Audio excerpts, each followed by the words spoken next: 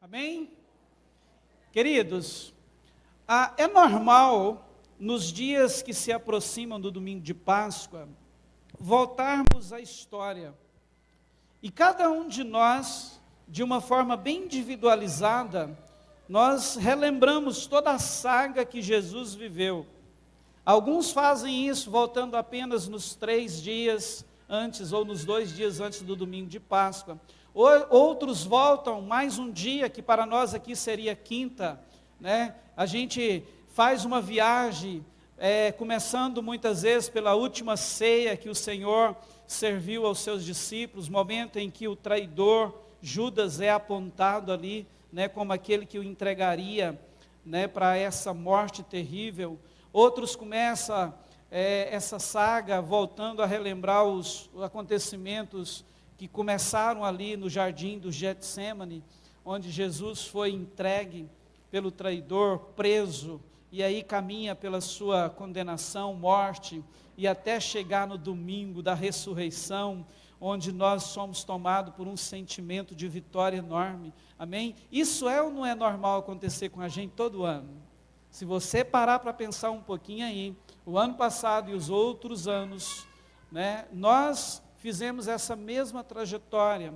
A gente volta e de certa forma traz à memória toda essa história, tudo que ele viveu, cada momento, e muitas vezes a gente faz questão de firmar a atenção em alguns, de prestar muita atenção. Irmãos, e tudo isso, sem dúvida nenhuma, vale muito a pena, porque nos leva a profundas reflexões. E quando nós consideramos, irmãos, que foi nesses dias que a humanidade foi presenteada também com a maior bênção que poderia receber, isso nos faz ainda pessoas mais empolgadas com a questão. Foram nesses dias que a redenção passou a ser uma possibilidade real para todos os seres humanos. Quando Jesus, naquela cruz, brada que estava consumado, ele estava dizendo que o poder do pecado estava perdendo, o seu domínio, que o inferno estava perdendo o seu domínio, e quando ele ressuscita, ele traz, irmãos, com a gente uma possibilidade real, de que todos poderiam agora ser vivificados, nascer de novo, apenas com um olhar para esse sacrifício e um reconhecimento de coração que ele morreu pelos pecados, pelos nossos pecados. Amém? Então, essa é uma bênção que foi trazida, tornada realidade para a humanidade nesses dias. Amém? Eu sei que isso é o normal, eu fiz isso nesses dias. Passeei pela saga de Jesus, talvez você também. Olha a ministração que nós acabamos de ter aqui, não só com as expressões de dança, mas também com as imagens no telão, tudo isso no choque é maravilhoso. Mas eu quero, nessa oportunidade, compartilhar, caminhar um pouco diferente com você hoje acerca disso, amém? Você está comigo? Eu quero compartilhar algo, dividir algo com você que tem queimado nosso coração nesse tempo, que está dentro do assunto. Eu não vou tocar muito em algumas coisas, falando sobre a saga dele, mas não tem como falar sobre o que eu quero sem tocar em algo. Mas eu quero que você me acompanhe, porque eu creio que assim como eu tenho sido, você também pode ser abençoado por essa palavra hoje. Amém? Queridos, quando nós olhamos para os evangelhos, os 4, a gente vai perceber que todos eles, nos seus capítulos finais, eles trazem registros da saga de Jesus, onde fala ali, de tudo que ele viveu nesses últimos dias, da sua, como eu já disse, prisão, condenação, morte e ressurreição. Mas eles registram também algumas aparições dele após a ressurreição. Momentos em que ele apareceu para algumas mulheres, para alguns discípulos e também para aquele grupo de 11 que caminhavam com ele ou caminharam com ele de uma forma mais próxima por alguns anos. Porém, quando a gente olha para o Evangelho de João, a gente vai perceber que ele não só apresenta essas aparições, ou muitas delas, mas ele faz isso com uma riqueza de detalhes diferente dos outros evangelistas. E, olhando para isso, tem duas aparições que são narradas por João, que me chamam muito a atenção, e eu quero, a partir delas, começar a compartilhar algo com você. Amém? A primeira aparição está no Evangelho de João, capítulo 20. Eu quero ler esse texto com você a partir do verso 21. Vou começar a partir do verso 19, queridos. Que na verdade é a partir do verso 19. Evangelho de João, capítulo 20, a partir do verso 19, diz assim, ó. Ao cair da tarde daquele dia, o primeiro da semana, ou seja, no domingo, estando trancadas as portas da casa onde estavam os discípulos, com medo dos judeus, Jesus veio e se pôs no meio deles, dizendo, que a paz esteja com vocês. E dizendo isso, lhes mostrou as mãos e o lado. Então os discípulos se alegraram ao ver o Senhor. E Jesus lhes disse outra vez, que a paz esteja com vocês. Assim como o Pai me enviou, eu também envio vocês. E havendo dito isto, soprou sobre eles e disse-lhes, recebam o Espírito Santo. Se de alguns vocês perdoarem os pecados, são-lhes perdoados, mas se os retiverem, são retidos. Verso 24, Tomé, um dos 12, chamado Dídimo, não estava com eles quando Jesus veio. Então os discípulos disseram a Tomé, vimos o Senhor. Mas ele respondeu, se eu não vir o sinal dos pregos nas mãos dele, ali não puser o dedo, e não puser a mão no lado dele, de modo nenhum acreditarei. Olha só o que acontece aqui. Jesus já ressurreto, o evangelista nos diz que eles estavam numa casa trancados com medo da retaliação dos soldados, do exército, dos inimigos. E de repente Jesus aparece no meio deles, atravessando parede mesmo. E foi a primeira aparição dele para essa turma. Você vê no texto que faltava um. E eu acho interessante isso, que quando eles vão dar a notícia para Tomé, queridos, Tomé olha e diz assim, vocês estão malucos? Acredito nisso não. Tipo assim, eu só acredito vendo. E mais, eu só acredito se eu colocar a mão no lugar dos pregos e também palpar o lado dele onde ele foi ferido. Foi essa a conversa de Tomé. E se você continuar lendo os versículos seguintes, o que João vai nos dizer? Que passado 8 dias, Jesus aparece de novo para eles. Só que agora Tomé estava com eles. Sabe o que eu fico imaginando? O que passou na cabeça de Tomé? E talvez o que ele até chegou a falar para os outros durante esses 8 dias. Você consegue pensar nisso? Irmãos, que foram 8 dias. 8 dias que ele recebeu uma notícia de que Jesus apareceu. E o posicionamento dele foi de alguém que não acreditava naquilo. Não acredito. Eu só acredito se eu ver e colocar a minha mão onde ele foi ferido. Passou 8 dias, eu fico viajando. Talvez, irmãos, porque quem não crê, você já viu que muitas vezes é até chato? Não é verdade? Talvez ele torrou a paciência dos outros 10, está vendo aí? Já passou 5 dias, cadê? Ele não vai aparecer de novo, não. Aonde que está? Cadê esse Jesus que vocês falaram que veio? Está vendo? Eu estou certo. Talvez, eu fico imaginando, fico criando essas coisas na minha mente. A Bíblia não mostra isso. Mas foram 8 dias, os 10, com um incrédulo no meio deles. E todo mundo, tanto os 10 quanto as mulheres que já tinham tido a experiência também, empolgados porque viram Jesus. Mas a Bíblia vai dizer que passados 8 dias, eles estavam reunidos, e Tomé estava lá, e do mesmo jeitinho que Jesus entrou da primeira vez, ele entra de novo. Irmãos, pensa a cena. Eles estão na sala e de repente Jesus atravessa a parede e aparece no meio deles. Foi assim que ele apareceu essas duas vezes. E quando isso acontece agora com Tomé no meio do grupo, você vai ver que ele, de cara, ele contesta a incredulidade de Tomé. Quando ele aparece no meio deles, assim como da primeira, ele o sauda, que a paz esteja com vocês. E logo ele vira para Tomé e diz assim: bonitão, coloca a mão aqui. Sente aqui, você não queria? Você não quer sentir o meu lado? Coloca a mão aqui, Tomé. Veja que sou eu mesmo. De uma forma bem firme, ele contesta, ele enfrenta a incredulidade de Tomé. E diante disso, queridos, sem poder negar que era o Senhor, você vai ver João dizendo que Tomé olha e diz assim: Senhor meu e Deus meu.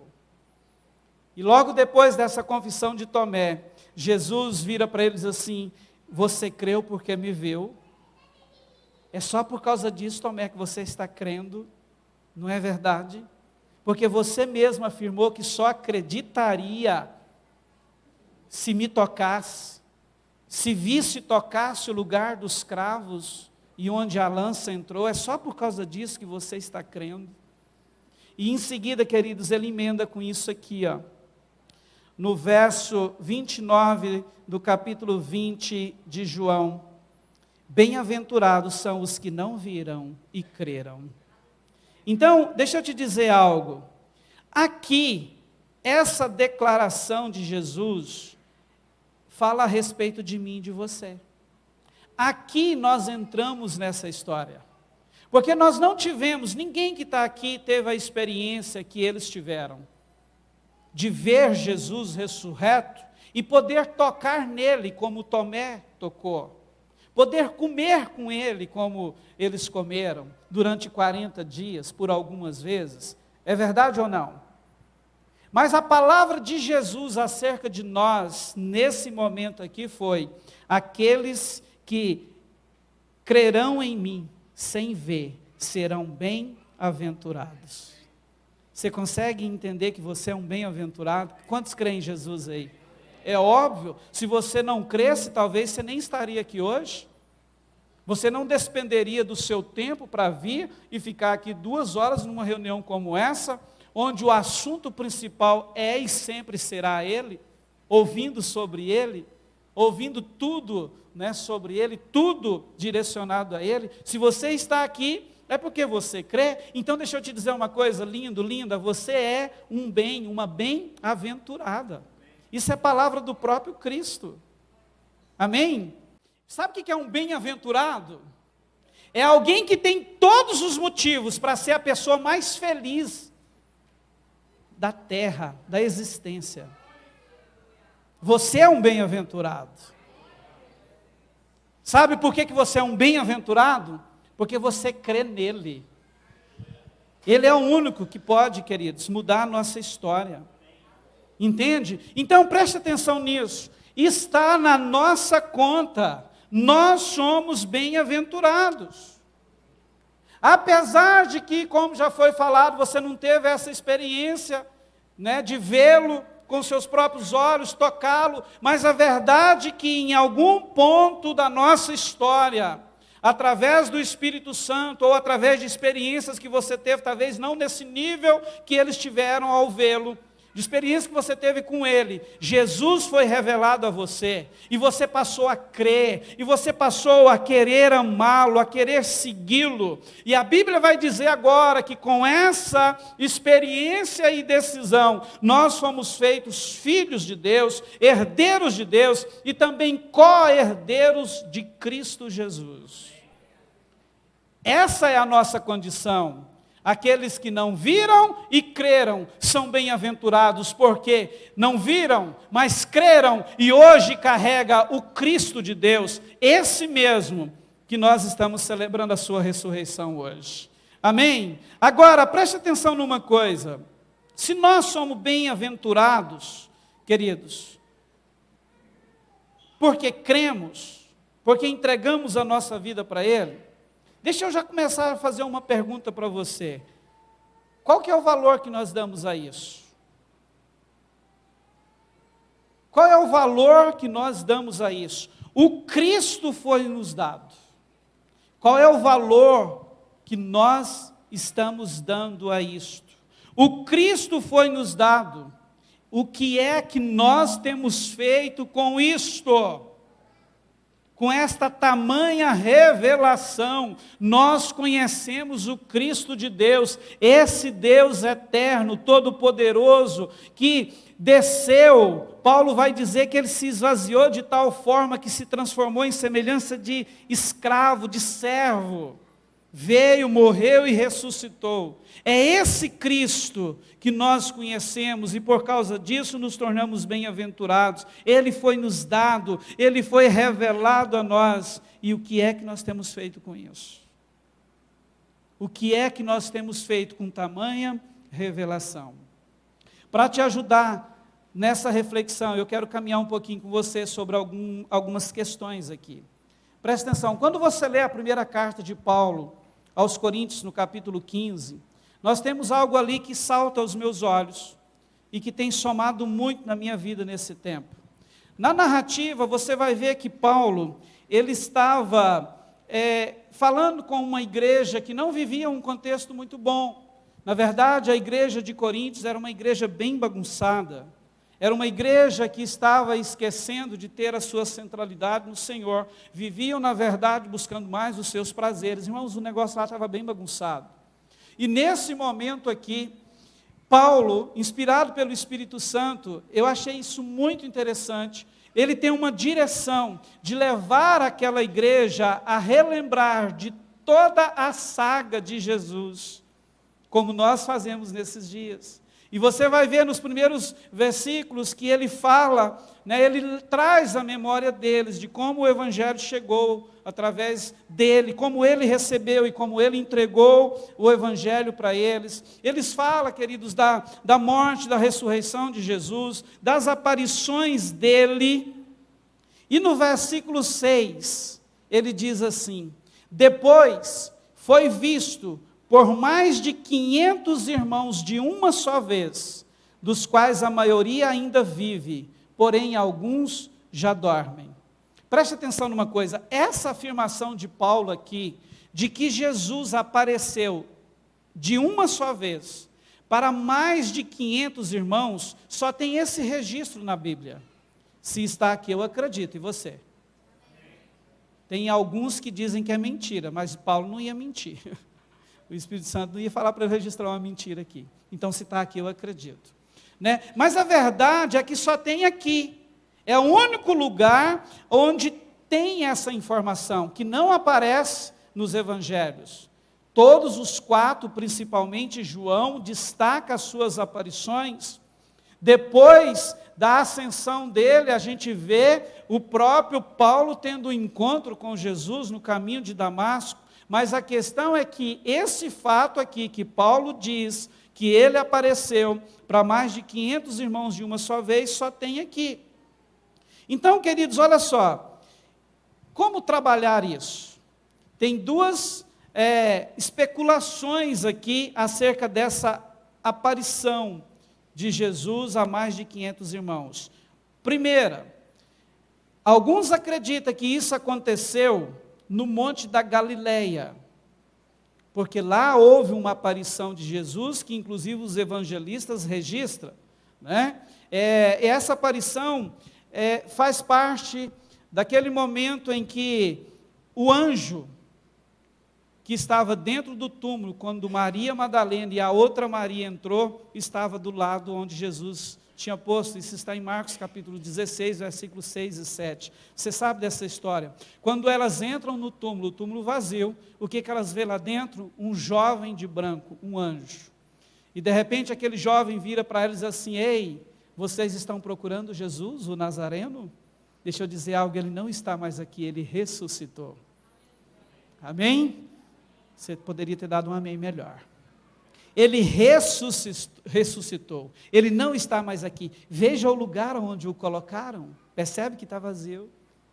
né? E com essa palavra, aquelas mulheres, ele emenda: mas vão e digam aos seus discípulos e a Pedro, que ele vai adiante de vocês para a Galileia, lá vocês o verão, como ele disse, como ele prometeu. Né? Então, alguns acreditam que depois disto aqui, é óbvio, Maria Madalena e a outra Maria passou esse recado para os 11. Alguns acreditam que eles espalharam a notícia, de certa forma, que muita gente se reuniu no Monte da Galileia, esperando Jesus, esperando ele vir. Quando você lê Mateus capítulo 28, versículo 16, 17, principalmente, você vai ver João ou Mateus dizendo que apenas os 11 foram.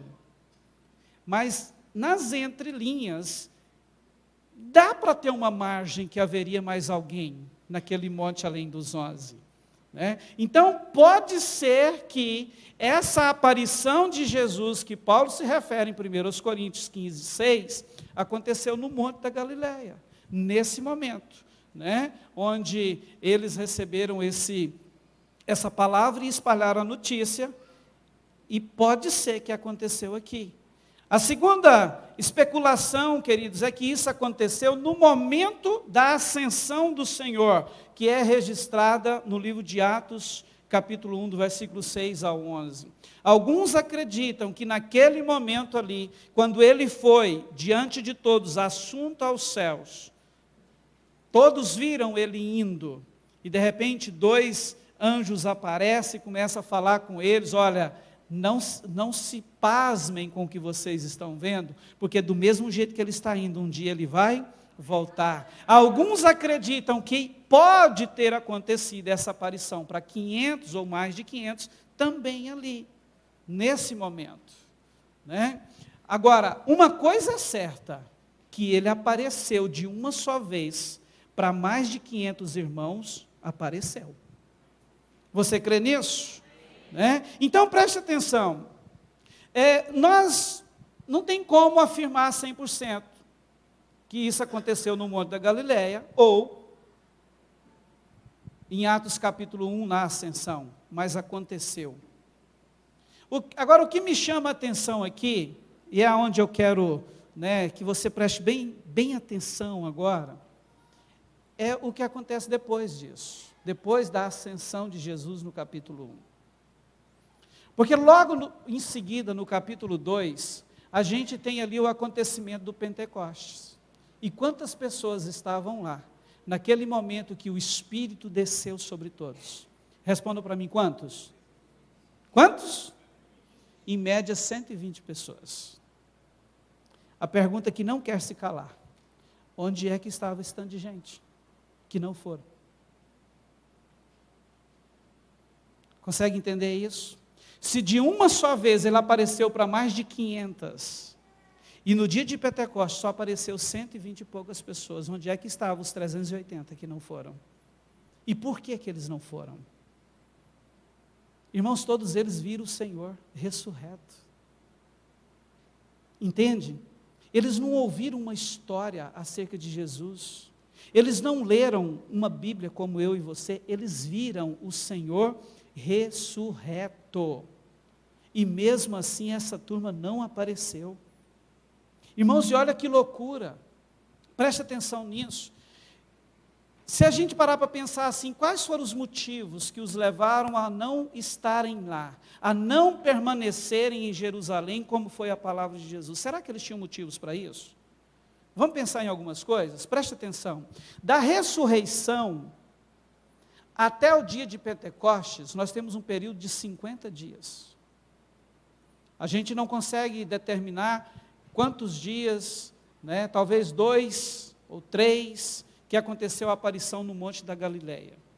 Se foi no Monte da Galileia que ele apareceu para esses mais de 500, então nós estamos dizendo que daqui do Monte da Galileia até o dia de Pentecostes, talvez eles tiveram que esperar aí uns 45, 47 dias. É muito tempo para algo tão impactante que eles estavam vivendo?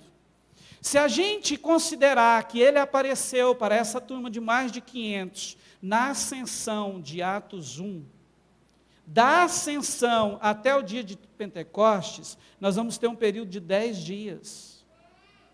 Então, se aconteceu aqui, não dá para entender que com 10 dias, essa turma toda desistiu.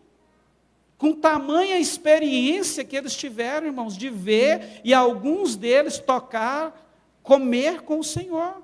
Concorda comigo? Como deixar algo tão grandioso passar e não viver isso? Como não confiar na palavra dele quando ele disse, olha, não se ausentem de Jerusalém, permaneçam, porque do alto vocês serão revestidos de poder, descerá o Espírito sobre vocês. Irmãos, como não considerar uma promessa dessa de alguém, de um Deus, que até aquele momento estava cumprindo tudo, estava fazendo tudo o que ele disse que iria fazer. Ele disse que ia morrer e ressuscitar, ele morreu e ressuscitou. E todas as promessas dele se cumprindo, e essa turma teve a oportunidade de ver, de estar, de se envolver nesse contexto com ele, mas mesmo assim, no dia de Pentecostes, mais da metade falta ao principal encontro, sabia? Porque foi ali que o Espírito foi derramado. Deixa eu te dizer algo, é chocante isso, não é? Mas vamos trazer isso para os nossos dias? Quantos de nós, um dia tivemos a revelação do Senhor, fomos impactados por alguma coisa, e assim como eles, estamos vivendo no dando a mínima para Ele? É verdade ou não? Talvez tem gente aqui desse jeito hoje, que até vem à igreja uma vez por semana, até se intitula cristão, filho de Deus, mas na verdade, Jesus não faz diferença nenhuma na vida. Jesus não toca de um jeito especial. Jesus nunca é prioridade. Entende? Ele nunca tem o lugar de direito no coração. Jesus nunca é honrado como Senhor, nunca é respeitado e honrado como Pai. Irmãos, na verdade, essa história que nós estamos conhecendo desses mais de 380, ela tem se repetido pelos séculos afora, e não é diferente na nossa geração. Entende? Hoje eu estou falando para uma turma de bem-aventurados, mas deixa eu te perguntar, o que nós estamos fazendo com esse Cristo? Qual é o valor que nós estamos dando a esse Cristo? O comportamento deles, de se talvez ausentarem, ou talvez de apenas não comparecerem, naquele dia onde estava tudo montado nos planos eternos para o derramamento do Espírito Santo, essa atitude deles de não irem, demonstrou que valor eles deram para tudo o que eles viveram e experimentaram com o Cristo de Deus durante esses tempos. Então, deixa eu te dizer uma coisa, o nosso comportamento demonstra que tipo de valor nós damos a esse Cristo que a nós foi dado, que a nós foi revelado. Eu não estou aqui para apontar o dedo, irmão, para você, até mesmo que se a gente aponta um, tem 4 para cá, mas a ideia é de nos incentivar, desafiar, a pensar hoje, de uma forma bem séria, o que nós estamos fazendo com esse Cristo que nos foi dado. Deixa eu te dizer uma coisa, se esse Cristo que você um dia conheceu, se não tem tocado a sua vida ao ponto de transformar você como homem, como mulher, transformar você como marido, como esposa, transformar você como filho, transformar você como ser humano, deixa eu te dizer, a culpa não é dele, isso está ligado ao comportamento que muitas vezes nós assumimos diante dessa tamanha revelação, que é o Cristo de Deus dado a nós. Sabe por que eu posso afirmar isso? É impossível Jesus entrar de verdade em algum lugar ou em algum coração sem que haja uma grande mudança. Concorda comigo? Agora, quando nós o ignoramos, ele não faz nada, sabe por quê? Ele não é invasor, ele não vai forçar você. Então, para a gente, querido, caminhar já para o encerramento, o que você está fazendo com esse Cristo? Volte em março do ano passado, para te ajudar nessa resposta. 1 ano se passou. Hoje nós estamos aqui celebrando de novo o domingo de Páscoa. Que tipo de gente é você hoje? Que tipo de homem e mulher é você hoje? Que tipo de marido é você hoje? É o mesmo? É a mesma? Você continua maltratando a sua esposa? Você continua desrespeitando o seu esposo? Você continua não amando as pessoas? Você continua não perdoando as pessoas? Você continua mesmo? Então, que Jesus é esse? E sabe por que ele não está operando na sua vida? Porque não há espaço para ele entrar e operar. Não há obediência, não há realmente uma decisão de fazer dele Senhor da vida. Entende? Dono da vida.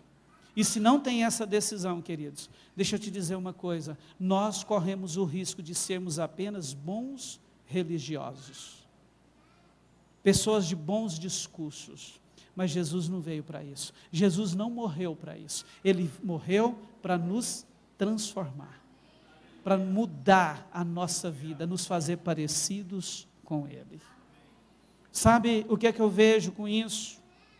É que o convite dele é que eu e você sejamos protagonistas dessa nova história que o Evangelho nos propõe. Preste atenção. Você já viu a Bíblia falar sobre esses 380 que não apareceram no dia de Pentecostes? A não ser que você linke textos como esse que nós fizemos hoje. Mas a verdade é que ele apareceu para mais de 500 e apenas 120 experimentaram do cumprimento da promessa. Sabe por que isso?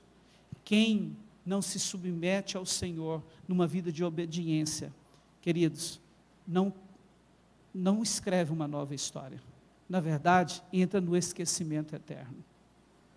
Agora, os 120, eles não só permaneceram, como eles marcaram, não a história da sua geração, mas do mundo. Porque ali no dia de Pentecostes começou um movimento que chegou aos 4 cantos da terra. Você só foi tocado porque o Espírito Santo foi derramado sobre aquela turma naquele dia. Eles marcaram a história, entende? Se submetendo e dando ouvidos ao Senhor. Percebe? E essa, queridos, é a responsabilidade que está nas nossas mãos hoje, como esses bem-aventurados, que creram sem ver. Você pode ficar de pé? E qual é a sua decisão hoje? Você vai aproveitar esse domingo de Páscoa para talvez fazer o alinhamento que você precisa fazer com Ele? Ou quem sabe se converter de verdade? Olhar para Ele e dizer, Jesus, eu já conheço o suficiente para me entregar ao Senhor. Ou você vai decidir ignorar, continuar vivendo, se comportando como esses 380 e perder a oportunidade que você tem agora de firmar uma aliança com Ele, a ponto de que a sua vida vai ser tocada de uma forma diferente, a sua casa será tocada de uma forma diferente, você vai tocar a sua geração de uma forma diferente. Qual é a nossa escolha? Você pode começar a orar. Hoje é noite de decisão, queridos. Ele ressuscitou. Consegue entender isso? Ele ressuscitou para salvar você. Ele ressuscitou para garantir a mim e a você a chance de sermos salvos e poder mudar toda a nossa história, de poder ser transformado, preste atenção nisso, não apenas em uma pessoa melhor, mas em um cristão. Sabe o que é um cristão? É um pequeno Cristo, alguém que dia após dia está sendo transformado, está ficando mais parecido com Ele, e com isso, toda a sua casa, a sua vida, a sua história tocada. E através desse pequeno Cristo, Deus toca a terra de um jeito diferente, mudando as gerações. Você pode orar. A minha oração é para que o Senhor venha sobre mim e você.